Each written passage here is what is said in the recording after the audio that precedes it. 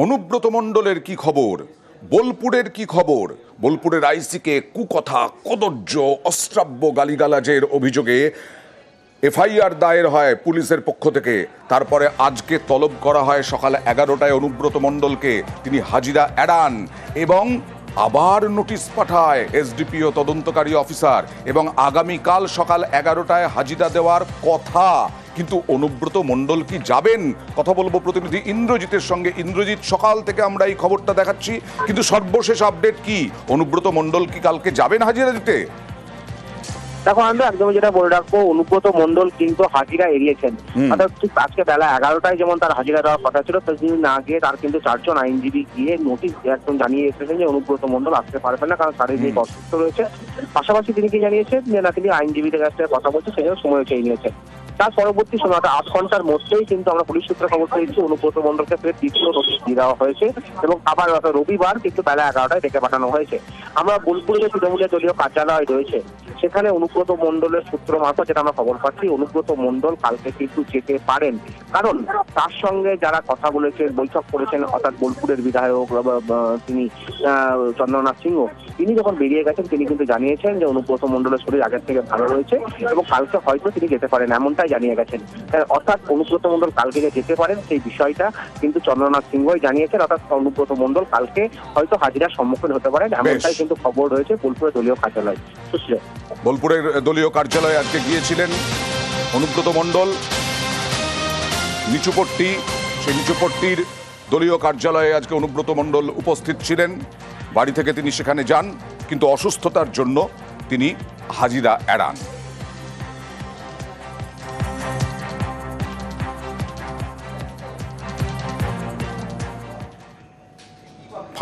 ফাঁসি দেওয়ায় মহানন্দার চর চুরি, চর বিক্রি করে দেওয়া হচ্ছে, ঘিরে জমি মাফিয়ার দৌরাত্ম্য, আর সাধারণ মানুষ বিক্ষোভ দেখাচ্ছেন।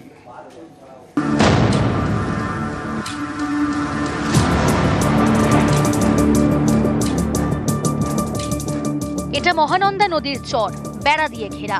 এভাবেই একটু একটু করে নদীর চর দখল করা হচ্ছে বলে অভিযোগ। শিলিগুড়ির ফাঁসি দেওয়ায় বিধাননগর 1 নম্বর গ্রাম পঞ্চায়েত, এখানকার ভাতিগছের গা ঘেঁষে বয়ে গিয়েছে মহানন্দা। এ নদীর একদিকে দার্জিলিং আর একদিকে উত্তর দিনাজপুর। এমন একটি জায়গায় ভাতিগছে মহানন্দার বিশাল চর। এই চরে জমি মাফিয়ার নজর। অভিযোগ, তারা একটু একটু করে জমি দখল করছে। স্থানীয়রা বাধা দিলেই জুটছে হুমকি, কখনো আবার হাতাহাতি।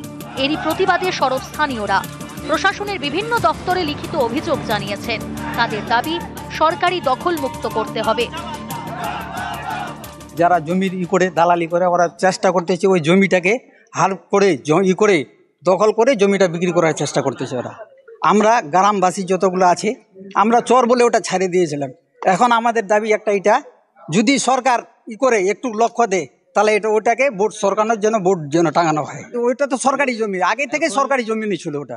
এখন যা আমরা দেখতে পারতেছি, নিজের নামে রেকর্ড করাচ্ছে, নিজের নামে রেকর্ড করে জমি ওরা দখল করতেছে। কথা শুনতেছি যে ওরা জমি বিক্রি করার দিকে আছে, তো জমি মাফিয়ারা।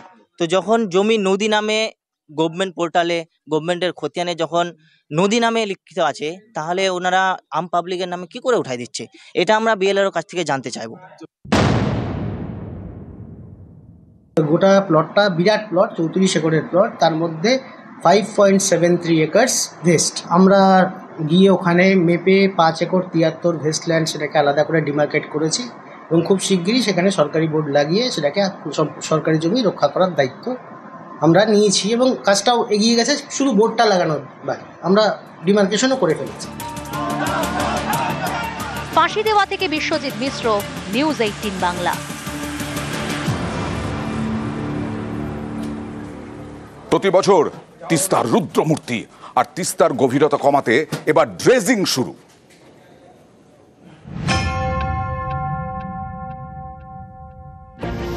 ভয় ধরাচ্ছে খরস্রোতা তিস্তা। নদীর বুকে জমেছে পাথর, বোল্ডার, মাটি, আর এতে নদীর মাঝের অংশ উঁচু হয়ে গিয়েছে। তাতেই বিপত্তি, বৃষ্টিতে জল বাড়লেই তিস্তার জল বাঁধ উপচে আশপাশের গ্রামে ঢুকে পড়ছে। তাই তিস্তাকে নদী খাতেই বেঁধে রাখতে ড্রেজিংয়ের সিদ্ধান্ত নিয়েছে সেচ দপ্তর। কাজের বরাদ দেওয়া হয়েছে Paschimbanga mineral development and trading corporation লিমিটেডকে। আমাদের এটা অনেকদিন ধরে পরিকল্পনার মধ্যে ছিল, অলরেডি এটা ডিপার্টমেন্ট হ্যান্ড ওভার করে দেওয়া হয়েছে WBMTDCL, West Bengal mineral development and trading corporation limited.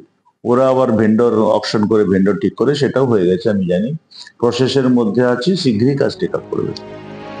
2023-এ সিকিমে হরপা বান, পাহাড় থেকে বয়ে আসা পাথর বোল্ডার তিস্তার বুকে জমে।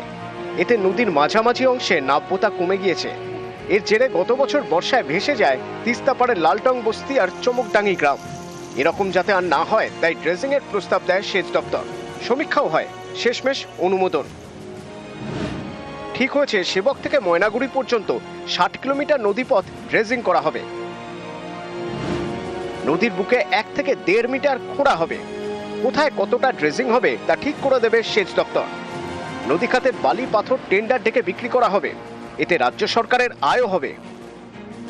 চ্যানেলটাকে আমরা সেন্ট্রালাইজ করতে পারবো, মাঝখানের দিকে গতিপথটাকে নিয়ন্ত্রণ করতে পারলে, ঠেলতে পারলে, তাহলে ব্যাংক প্রোটেকশন যেগুলো আছে আমাদের লেফট এবং right both side protective area আছে, সেগুলোর উপরে এফেক্ট কমে যাবে। আমাদের তো সুবিধা হবে, কারণ হচ্ছে নদী খনন না হওয়ার জন্য তো আমাদের জমি যেগুলো আছে সব ভেঙে যাচ্ছে, আর নদীর জলটা যদি ওই খননে ওদিকে দিয়ে চলে যাবে, আমাদের জমিগুলো বেঁচে যাবে, আমাদের খুব উপকার হবে। যে একটা সুফল পাওয়া যাবে আশা করছি। নদী তার তিস্তা তার নিজের গতিতে তার গতিপথ পেয়ে যাবে। মানে আপনারা খুশি? খুশি, হ্যাঁ আমরা খুব খুশি। জলপাইগুড়ি থেকে শান্তনু কর, নিউজ 18 বাংলা। আমরা মানুষের ক্ষোভ দেখাই, তারপরে প্রশাসনের বা ঠিকাদারদের নজরে পড়ে। পুরুলিয়ায় কাঁসাই নদীর দুধারে বাঁশের রেলিং, তাতে সাদা কালো রং কেন প্রশ্ন তুলেছিলাম আমরা। তারপরে এই বাঁশিং রেলিং খুলে গেল, দেখুন।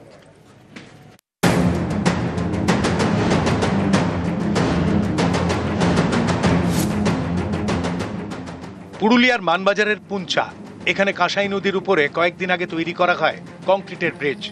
দুধারে বসানো হয় বাঁশের রেলিং, তাতে আবার সাদা কালো রং। স্থানীয়দের অভিযোগ, লোক ঠকাতে এটা করেছে ঠিকাদার সংস্থা। গত মঙ্গলবার এই খবর দেখায় নিউজ 18 বাংলা, তারপরেই পদক্ষেপ। পুঞ্চা পঞ্চায়েত সমিতির নির্দেশে কংক্রিটের ব্রিজ থেকে বাঁশের রেলিং খুলে নেওয়া হয়। কাজ শেষ না হওয়া পর্যন্ত এই ব্রিজ দিয়ে যাতায়াত বন্ধ থাকবে। বোর্ড টাঙিয়ে নির্দেশ প্রশাসনের। যে গাড়ি ফাড়ি টার্লিং অসুবিধা, মানে যেসে অ্যাক্সিডেন্ট পড়ে যাবার ভয় থাকবে না। লোহারটাই তোমার শক্ত হবে, আর কি বা জালি দিলে অবশ্যই আরো ভালো হবে। মানে রেলিং দরকার, রেলিং দরকার আছে। পুরুলিয়া শহর থেকে প্রায় 30 কিলোমিটার ভেতরে পুঞ্চা, এখানেই তৈরি করা হয় কংক্রিটের ব্রিজ। পশ্চিমাঞ্চল উন্নয়ন পর্ষদের প্রায় 2 কোটি টাকা বরাদ্দে ব্রিজ তৈরি করে পঞ্চায়েত সমিতি। এই ব্রিজেই বাঁশের রেলিং বসানো হয়। অভিযোগ ওঠে ঠিকা সংস্থার বিরুদ্ধে। এই খবর নিউজ 18 বাংলায় দেখানোর পরেই তৎপরতা। দেখেওছি খবরটা আমি, তো যাই হোক খবরটা নিয়ে আমি ওখানকার যিনি বিডিও সাহেব আছেন ওনার সাথে কথা বলে কিভাবে এটার মানে করা যায়, যাতে মানুষের সমস্যার সম্মুখীন না হতে হয়, তার জন্য কিভাবে এই সেতুটা ঠিক মতো ব্যারিকেডটা করা যায় সেটা নিয়ে আমরা আলোচনা করব। পুরুলিয়া থেকে ইন্দ্রজিৎ মণ্ডল, নিউজ 18 বাংলা।